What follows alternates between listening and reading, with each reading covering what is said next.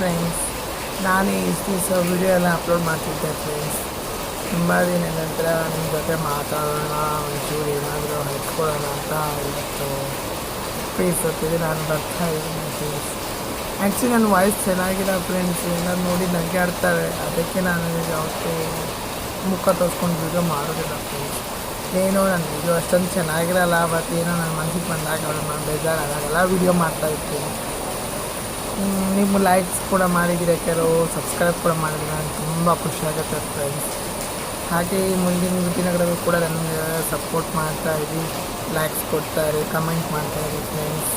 ನಾನು ನಿಮಗೆ ಆದಷ್ಟು ನಿಮಗೆ ಸಪೋರ್ಟ್ ಮಾಡ್ತೀನಿ ಫ್ರೆಂಡ್ಸ್.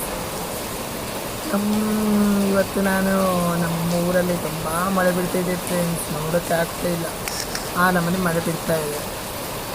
ಇತ್ತೀಚೆಗೆ ಇರಲಿಲ್ಲ ಇದು, ಆದರೆ ತುಂಬ ದಿನ ನಂತರ ಈಗ ಮಳೆ